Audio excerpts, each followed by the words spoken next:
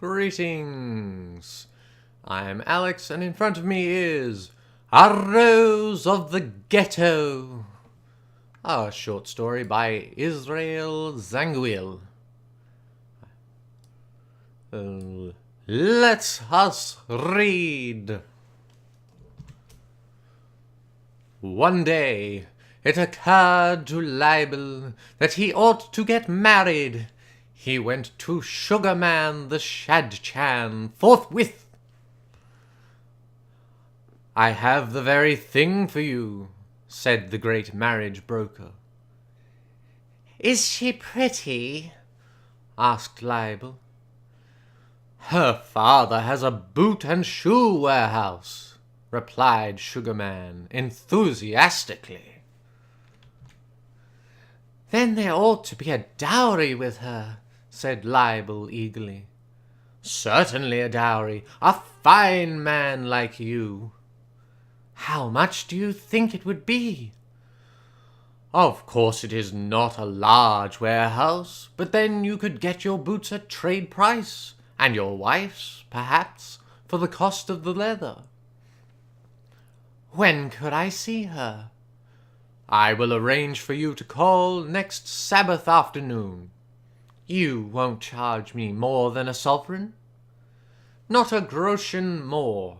Such a pious maiden. I'm sure you will be happy. She has so much way of the country breeding. And of course 5% on the dowry?"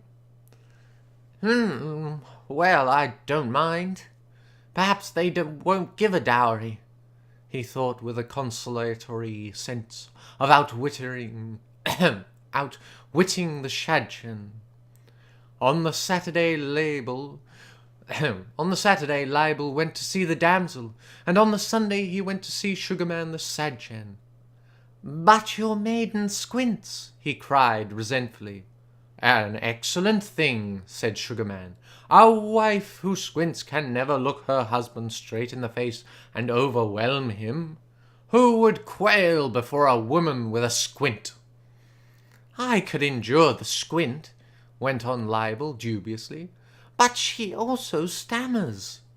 "Well, that is better in the event of a quarrel." What is better in the event of a quarrel? The difficulty she has in talking will keep her far more silent than most wives. You had best secure her while you have the chance." "But she halts on the left leg," cried Leibel, exasperated. "Gott in Himmel! Do you mean to say you do not see what an advantage it is to have a wife unable to accompany you in all your goings?" Leibel lost patience. "Why, the girl is a hunchback," he protested furiously. "My dear Leibel," said the marriage broker, depreciatingly shrugging his shoulders and spreading out his palms, "you can't expect perfection." Nevertheless, Leibel persisted in his unreasonable attitude. Oh, so unreasonable his attitude was for these imperfections. He accused Sugarman of wasting his time, of making a fool of him. "A fool of you?" echoed the Shadchan indignantly. "When I give you a chance of a boot and shoe manufacturer's daughter, you will make a fool of yourself if you refuse. I dare say her dowry would be enough to set you up as a master tailor. At present you are compelled to slave away as a cutter for 30 shillings a week. It is most unjust. If you only had a few machines, you would be able to employ your own cutters, and they can be got so cheap nowadays." This gave Leibel pause, and he departed without having definitely broken the negotiations. His whole week was befogged by doubt. His work became uncertain. His chalk marks lacked their usual decision, and he did not always cut his coat according to his cloth. His aberrations became so marked that pretty Rose Green, the sweater's eldest daughter, who managed a machine in the same room, divined, with all a woman's intuition, that he was in love. "Oh, what is the matter?" she said, in rallying Yiddish. Yiddish. When they were taking their lunch of bread and cheese and ginger beer amid the clatter of machines, whose serfs had not yet knocked off work. "They are proposing me a match," he answered sullenly. "A match!" ejaculated Rose. "Thou?" She had worked by his side for years, and familiarity bred the second person singular. Leibel nodded his head, and put a mouthful of Dutch cheese into it. "With whom?" asked Rose. Somehow he felt ashamed. He gurgled the answer into the stone ginger beer bottle, which he put to his thirsty lips.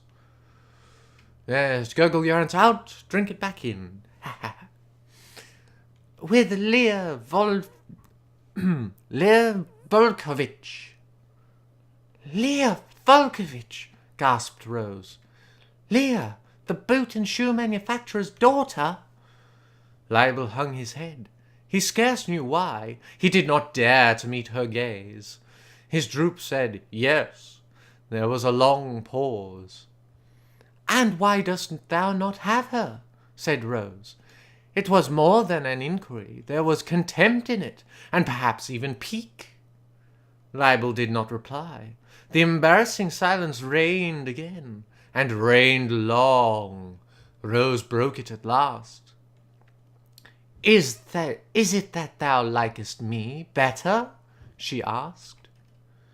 Leibel seemed to see a ball of lightning in the air. It burst, and he felt the electric current strike right through his heart. And his heart stopped, and somebody needed to revive him. The shock threw his head up with a jerk, so that his eyes gazed into a face whose beauty and tenderness were revealed to him for the first time. The face of his old acquaintance had vanished. This was a cajoling, coquettish, smiling face, suggesting undreamed of things. No, yes," he replied without perceptible pause. Okay, that's a new one. "No good," she rejoined as quickly. And in the ecstasy of that moment of mutual understanding, Leibel forgot to wonder why he had never thought of Rose before. Afterward he remembered that she had always been his social superior. The situation seemed too dreamlike for explanation to the room just yet. Leibel lovingly passed a bottle of ginger beer, and Rose took a sip, with a beautiful air of plighting troth, understood only of those two. When Leibel quaffed the remnant, it intoxicated him. The relics of the bread and cheese were the ambrosia to this nectar. They did not dare kiss. The suddenness of it all left them bashful, and the smack of lips would have been like a cannon peal announcing their engagement. There was a subtler sweetness in the sense of a secret, apart from the fact that neither cared to break the news to the master tailor, a stern little old man. Leibel's chalk marks continued indecisive that afternoon, which shows how correctly Rose had connected them with love. Before he left that night, Rose said to him, "Art thou sure thou wouldst not rather have Leah Volkovich?" "Not for all the boots and shoes in the world," replied Leibel vehemently. "And I," protested Rose, "would rather go without my own than without thee." The landing outside the workshop was so badly lighted that their lips came together in the darkness. "Nay, nay, thou must not yet," said Rose. "Thou art still courting Leah Volkovich. For aught thou knowest, Sugarman the Shadchan may have entangled thee beyond redemption." "Not so," asserted Leibel. "I have only seen the maiden once." "Yes, But Sugarman has seen her father several times, persisted Rose. For so misshapen a maiden his commission would be large. Thou must go to Sugarman tonight, and tell him that thou canst not find it in thy heart to go on with the match. Kiss me, and I will go, pleaded Leibel. Go, and I will kiss thee, said Rose resolutely. And when shall we tell thy father? He asked, pressing her hand as the next best thing to her lips. As soon as thou art free from Leigh. But will he consent? He will not be glad, said Rose frankly, but after mother's death, peace be upon her, the rule passed from her hands into mine. Ah, that is well, said Leibel. He was a superficial thinker.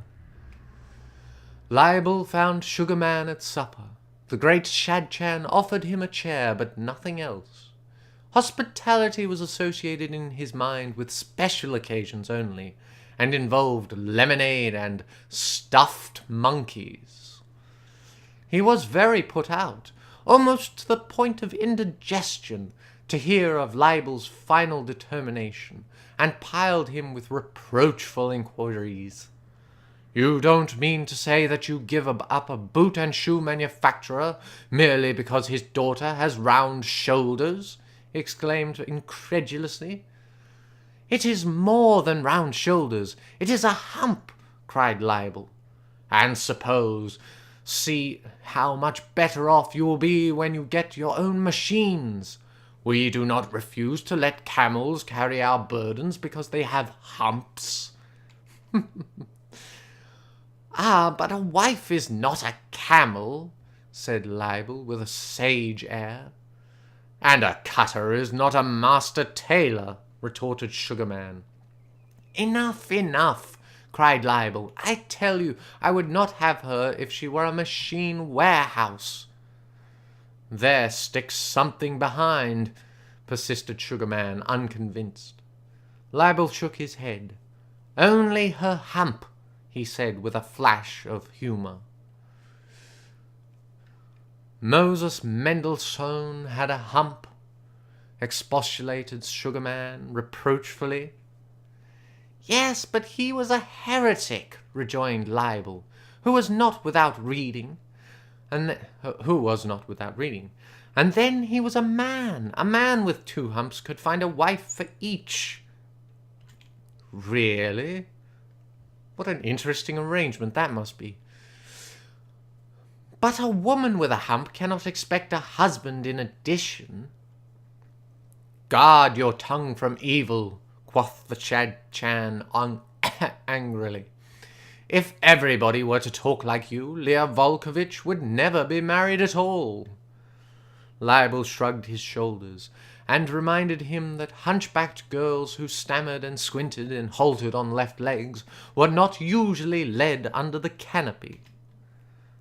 Nonsense! Stuff! Cried Sugarman angrily. That is because they do not come to me.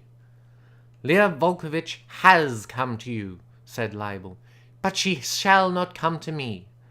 And he rose, anxious to escape. Instantly Sugarman gave a sigh of resignation. Be it so, then I shall have to look out for another, that's all. No, I don't want any, replied Leibel quickly. Sugarman stopped eating.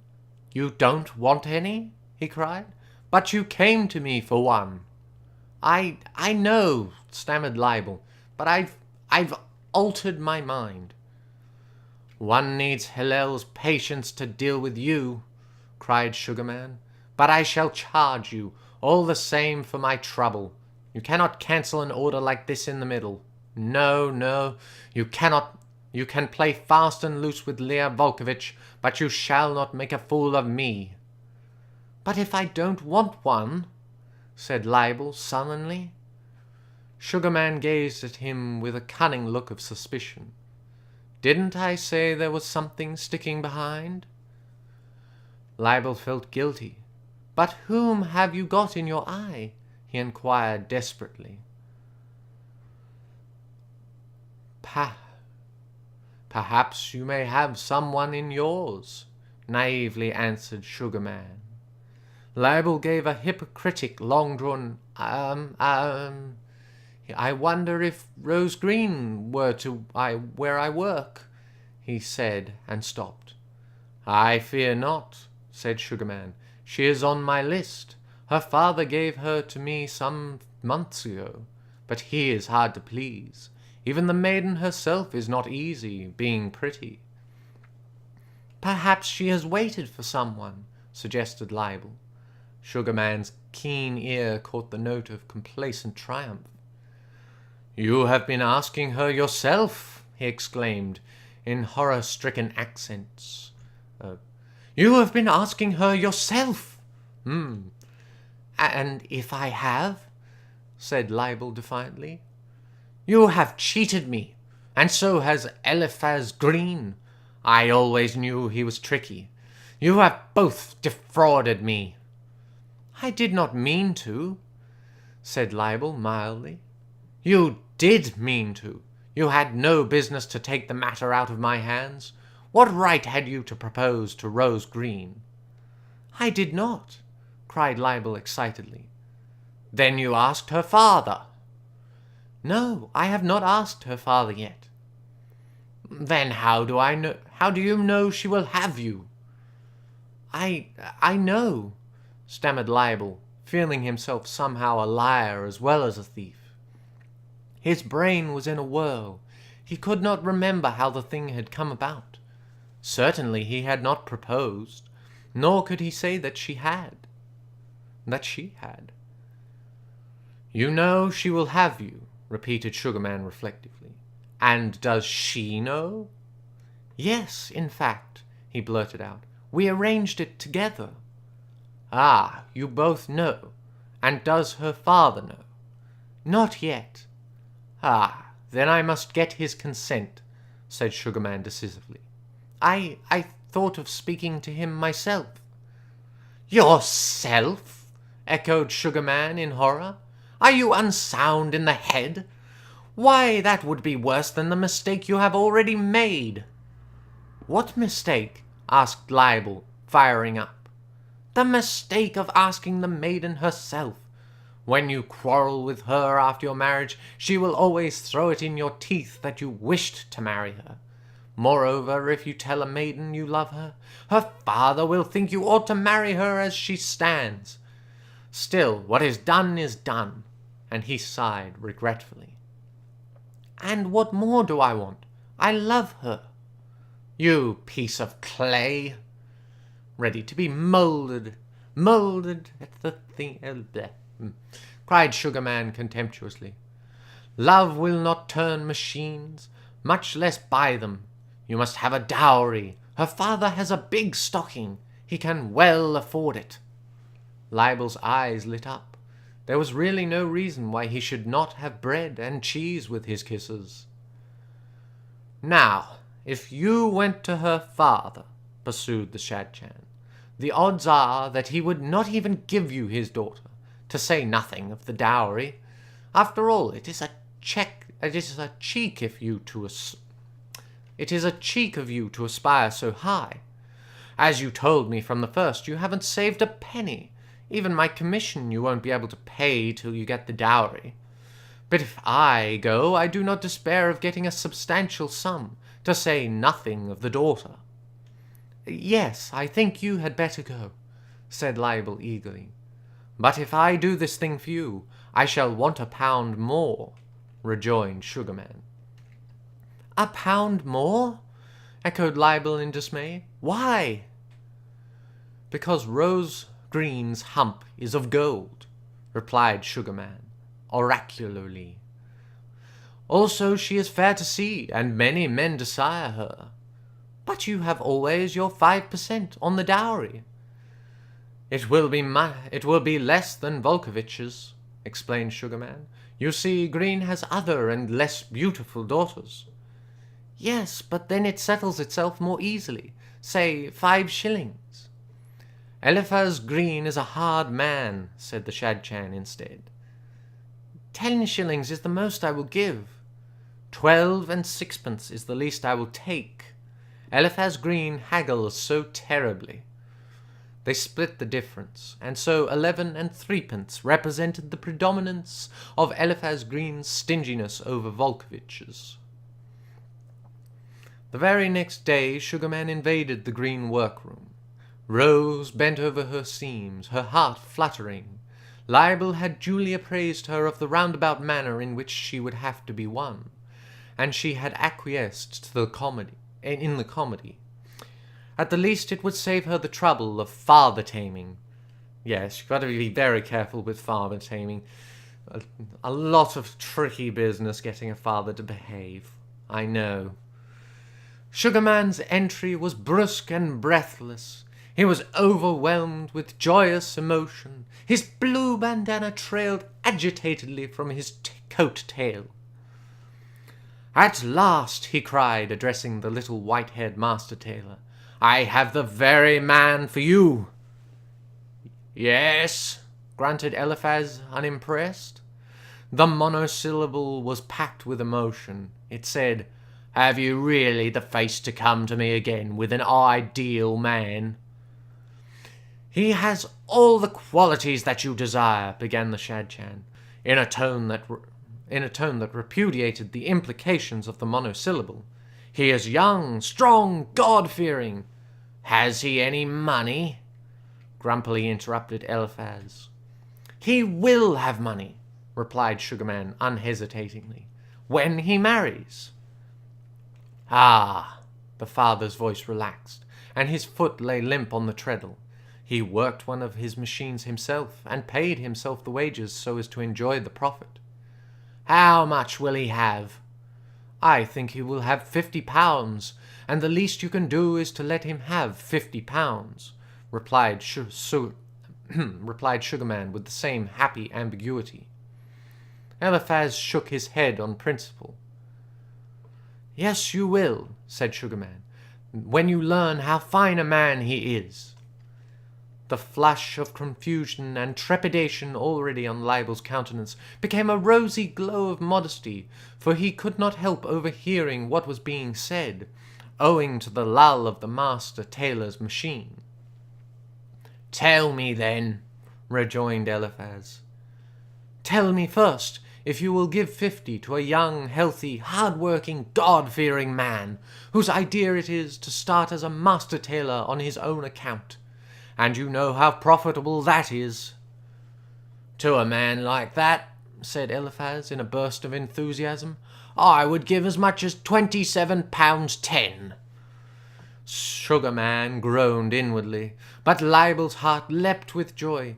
To get 4 months' wages at a stroke! With £27.10 he could certainly procure several machines, especially on the instalment system. Out of the corners of his eyes he shot a glance at Rose, who was beyond earshot. "Unless you can promise 30, it is a waste of time mentioning his name," said Sugarman. "Well, well, who is he?" Sugarman bent down, lowering his voice into the father's ear. "What? Libel?" cried Eliphaz, outraged. "Shh," said Sugarman, "or he will overhear your delight and ask more, but has his nose high enough as it is." But, sputtered the bewildered parent, "I know Leibel myself. I see him every day. I don't want a Shadchan to find me a man I know, a mere hand in my own workshop." "Your talk has neither face nor figure," answered Sugarman sternly. "It is just the people one sees every day that one knows least. I warrant that if I had not put it into your head, you would never have dreamt of Leibel as a son-in-law. Come now, confess." Eliphaz grunted vaguely, and the Shadchan went on triumphantly. "I thought as much. And yet where could you find a better man to keep your daughter?" "He ought to be content with her alone," grumbled her father. Sugarman saw the signs of weakening and dashed in, full strength. "It's a question whether he will have her at all. I have not been to him about her yet. I awaited your approval of the idea." Leibel admired the verbal accuracy of these statements, which he had just caught. "But I didn't know he would be having money," murmured Eliphaz. "Of course you didn't know. That's what the Shadchan is for, to point out the things that are under your nose. But where will he be getting this money from?" "From you," said Sugarman frankly. "From me? From who else? Are you not his employer? It has been put by for his marriage day." "He has saved it?" "He has not spent it," said Sugarman impatiently.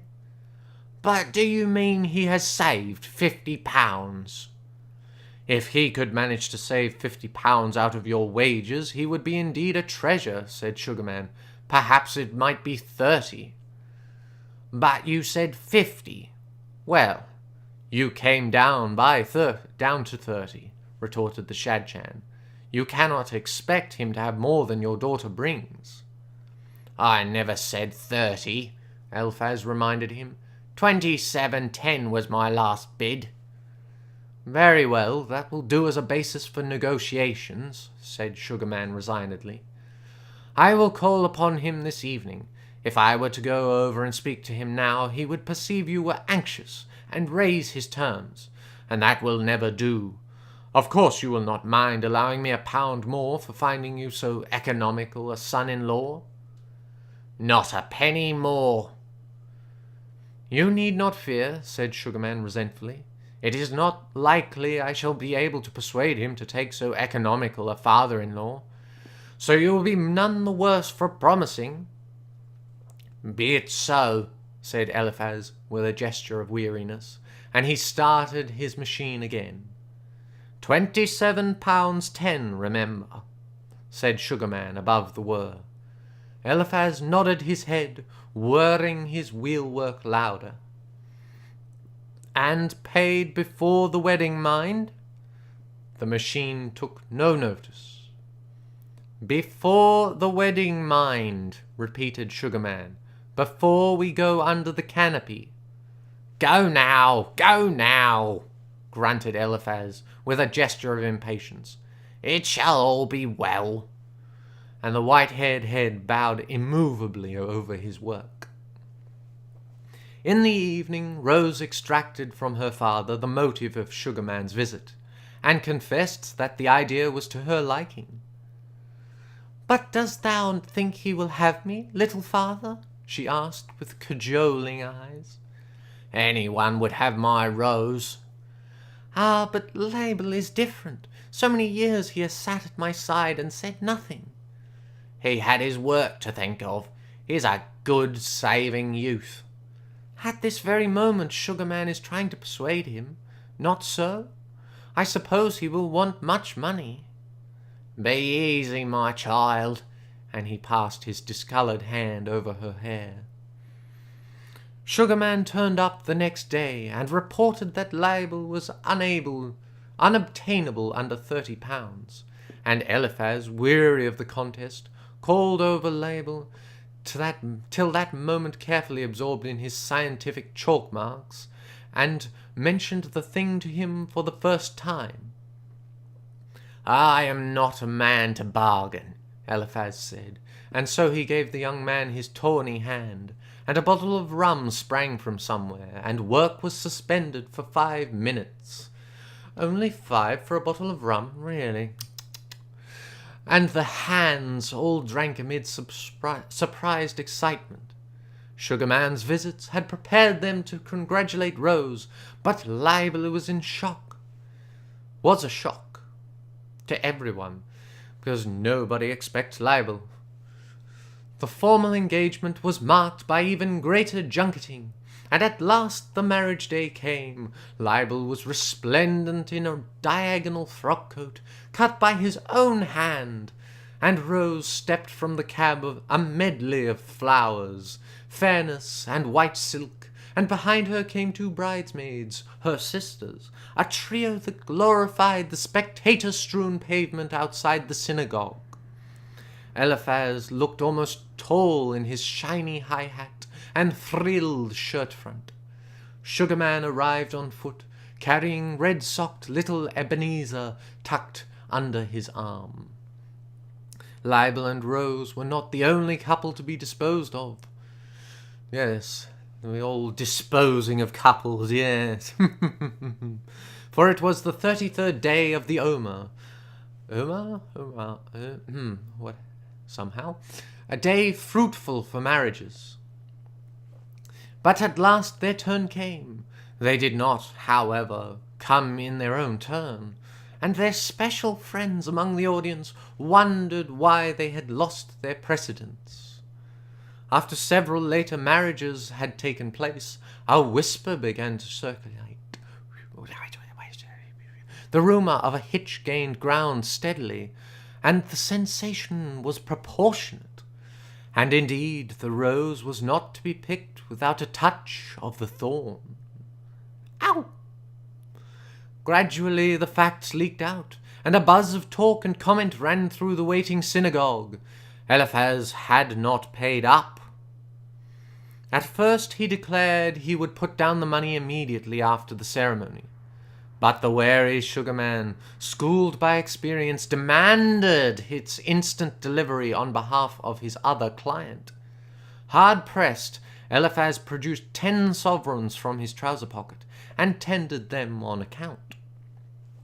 These Sugarman disdainfully refused, and the negotiations were suspended.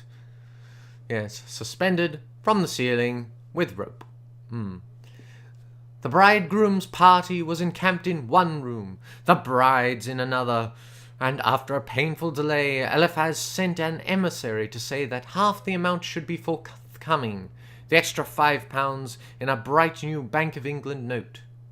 Leibel, instructed and encouraged by Sugarman, stood firm. And then arose a hubbub of voices, a chaos of suggestions. Friends rushed to and fro between the camps, some emerging from their seats in the synagogue to add to the confusion. But Eliphaz had taken his stand upon a rock. Yes, high upon a rock, looking down upon them all, with a terrible gaze. Yes, he had no more ready money. Tomorrow, the next day, he would have some, and Leibel, pale and dogged, clutched tighter at those machines that were slipping away momentarily from him. He had not yet seen his bride that morning, and so her face was shadowy compared with the tangibility of those machines. Most of the other maidens were married women by now, and the situation was growing desperate. From the female camp came terrible rumors of bridesmaids in hysterics, and a bride that tore her wreath in a passion of shame and humiliation. Eliphaz sent word that he would give an IOU for the balance, but that he really could not muster any more current coin. Sugarman instructed the ambassador to suggest that Eliphaz should raise the money among his friends. And the short spring day slipped away. In vain the minister, apprised of the block, lengthened out the formulae for the other pairs, and blessed them with more reposeful unction. It was impossible to stave off the Leibel-Green item indefinitely, and at last Rose remained the only orange-wreathed spinster in the synagogue. And then there was a hush of solemn suspense that swelled gradually into a steady rumble of babbling tongues, as minute succeeded minute, and the final bridal party still failed to appear. The latest bulletin pictured the bride in a dead faint. The afternoon was waning fast. The minister left his post near the canopy, under which so many lives had been united, and came to add his white tie to the forces for compromise. But he fared no better than the others. Incensed at the obstinacy of the antagonists, he declared he would close the synagogue. He gave the couple 10 minutes to marry in or quit. Then chaos came, and pandemonium, a frantic babel of suggestion and exhortation from the crowd. When 5 minutes had passed, a legate from Eliphaz announced that his side had scraped together £20, and that was their final bid. Leibel wavered. The long day's combat had told upon him. The reports of the bride's distress had weakened him. Even Sugarman had lost his cocksureness of victory. A few minutes more, and both commissions might slip through his fingers. Once the parties left the synagogue, it would not be easy to drive them there another day.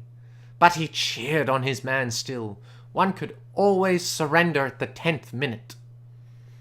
At the 8th, the buzz of tongues faltered suddenly, to be transposed into a new key, so to speak. Through the gesticulating assembly swept that murmur of expectation that crowds know when the procession is coming at last. By some mysterious magnetism, all were aware that the bride herself, the poor, hysteric bride, had left the paternal camp and was coming in person to please with her mercenary lover.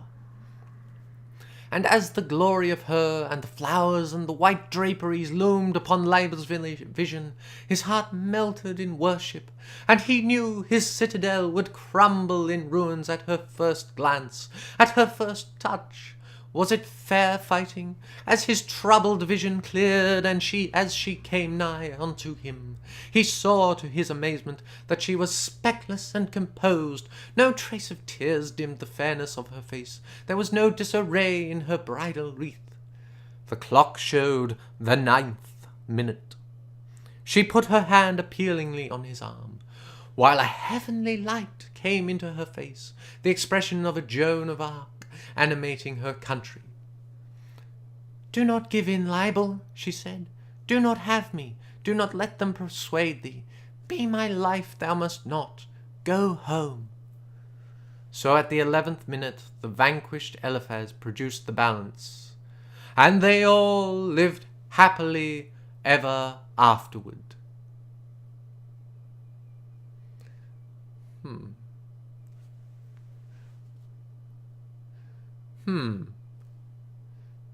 So they gave them an extra minute, and everybody was happy. Well, it's nice to know that an extra minute can bring so much happiness. Quite true, quite lovely. Yes. It is a worry, though, when you put money in front of love. Yes. Put money in front of love. I mean, certainly it would help keep their relationship stable to have the money, but oh, such a risk, such a gamble. Terrible, terrible. What a question, what a question. Oh well, that is the end of A Rose of the Ghetto, a short story by Israel Zangwill. Yes. Sadly, I probably messed up some pronunciation of, what was it, libel? It was probably libel or something along those lines. And I'm sure the voices weren't what they were supposed to be. But what can you do when you are doing this off the cuff? Anyway, hope you enjoyed this. And that you will, hope you enjoyed the story and the reading, and I'll see you another time, perhaps. Goodbye.